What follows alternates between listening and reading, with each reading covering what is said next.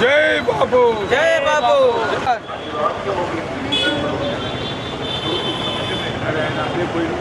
ఈరోజు 48వ వార్డులో జై బాబు జై జై సంవిధానం అనే కార్యక్రమం పాదయాత్ర చేయడం జరుగుతూ ఉంది. ఈ పాదయాత్ర యొక్క ముఖ్య ఉద్దేశం ఈ దేశంలో జరుగుతున్నటువంటి అసమానతలు, బీజేపీ ప్రభుత్వం చేస్తున్నటువంటి అరాచకాలు, ఏదైతే ఒక దిక్కు ఈ దేశానికి స్వతంత్రం తెచ్చినటువంటి బాపును కానీ, నెహ్రూ కుటుంబాన్ని కానీ, అదేవిధంగా ఈ దేశంలో స్వతంత్రం కోసం ప్రాణాలు అర్పించినటువంటి ఎందరో మహానుభావుల ద్వారా వచ్చిన ఈ స్వతంత్రం, మరి దానికి బీజేపీ ప్రభుత్వం కించపరిచే విధంగా చేస్తూ ఉంది. అదేవిధంగా జై భీమ్ అనే నినాదం బాబాసాహెబ్ అంబేద్కర్ చైర్మన్గా ఈ రాష్ట్రానికి, ఈ దేశానికి రాజ్యాంగ చైర్మన్గా బాబాసాహెబ్ అంబేద్కర్ తీసుకున్నటువంటి రాజ్యాంగాన్ని కూడా కించపరిచే విధంగా ఈ ప్రభుత్వాలు చేస్తూ ఉన్నాయి, బీజేపీ ప్రభుత్వం. అదేవిధంగా బాబాసాహెబ్ను పార్లమెంట్లో కూడా కించపరిచే విధంగా అమిత్ షా మాట్లాడిన సందర్భం. మరి ఇటువంటివన్నీ చూస్తే ఈ రాజ్యాంగాన్ని అబ్కీ బార్ 400 అనే నినాదంతో ఎలక్షన్లో నెగ్గి మరి ఈ దేశంలో 400 పార్లమెంట్ సీట్లు వస్తే వాళ్ళు రాజ్యాంగాన్ని కూడా మార్చే విధంగా ప్రణాళికలు సిద్ధం చేసుకున్నటువంటి సందర్భం. వీటన్నిటినీ ఎదుర్కోవడానికి మన జాతీయ కాంగ్రెస్ అధ్యక్షుడు ఖర్గే గారు, సోనియా గాంధీ గారు, రాహుల్ గాంధీ గారు జై బాబ్ జై భీమ్ జై సంవిధాన్ అనే నినాదం తీసుకోవడం జరిగింది. అదేవిధంగా ఈ రాష్ట్రంలో బీసీ కులగణన చేసి దేశంలోనే ఒక ఉన్నతమైన శిఖరంగా రేవంత్ రెడ్డి గారు తీసుకున్న సందర్భం.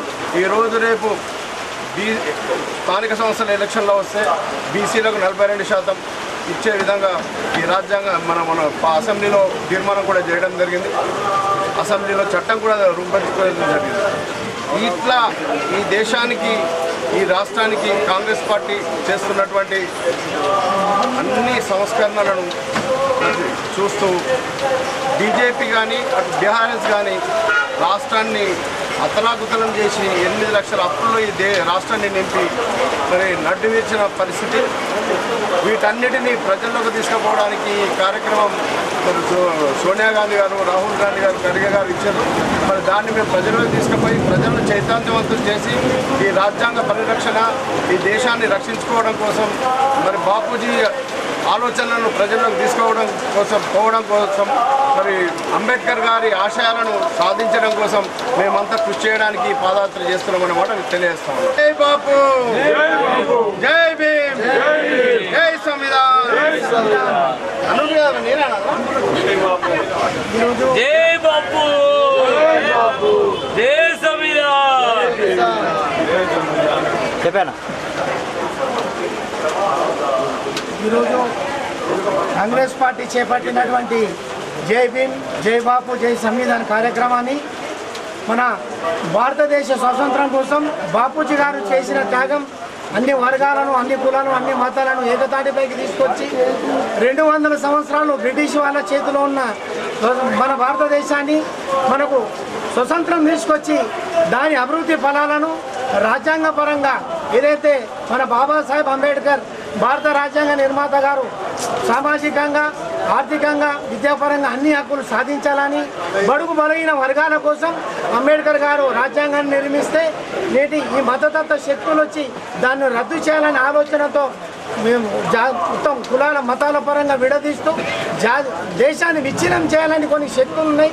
దాన్ని అడ్డుకోవడానికి మా కాంగ్రెస్ పార్టీ అధ్యక్షులు మల్లికార్జున ఖార్గే గారు, అలాగే సోనియా గాంధీ గారు, రాహుల్ గాంధీ ఆదేశానుసారం కాంగ్రెస్ పార్టీని పటిష్టం చేస్తూ కాంగ్రెస్ పార్టీ యొక్క సిద్ధాంతాలు సెక్యులరిజాన్ని ప్రజలలోకి తీసుకొచ్చి భారతదేశాన్ని సమైక్యంగా సమిష్టిగా తీసుకురావడానికి ఉద్దేశంతో ఈ కార్యక్రమం మేము కాంగ్రెస్ పార్టీ కార్యకర్తగా మేము ప్రజల్లోకి తీసుకెళ్లి రాష్ట్ర ప్రభుత్వం చేపట్టిన పథకాలు కూడా గడప గడపకు వివరించి వచ్చే స్థానిక సంస్థల ఎన్నికల్లో కూడా కాంగ్రెస్ పార్టీ జెండా ఎగరేస్తామని మేము మనవి చేస్తున్నాం. భారతీయులైన మేము మా రాజ్యాంగాన్ని అత్యంత పవిత్రమైనదిగా ప్రపంచంలోని గొప్ప రాజ్యాంగం సామ్యవాద లౌకిక ప్రజాస్వామ్య గణతంత్ర రాజ్యాంగంగా నిర్మించుకోవడానికి సాంఘిక ఆర్థిక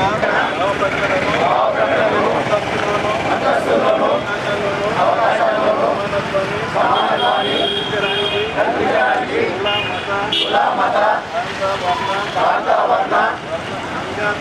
లింగ దళిత పేదలాంటి ఏ రకమైన అందరికీ సమాన హక్కులు బాధ్యతలు కల్పించింది. ఇటీవల పరిణామాలు ప్రజాస్వామ్య విలువలను కాలరాస్తూ సమాజంలో అశాంతి విభేదాలు సృష్టిస్తున్నాయి. రాజకీయ మనుగడ కోసం రెచ్చగొడుతున్నాయి. ఇలాంటి తరుణంలో శాంతి అహింసలను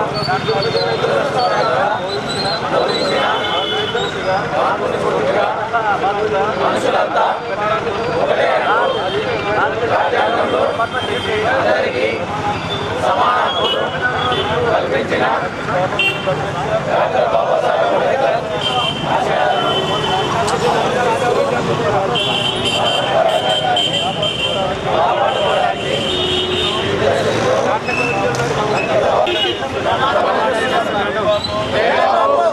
జై సంవిధాన్.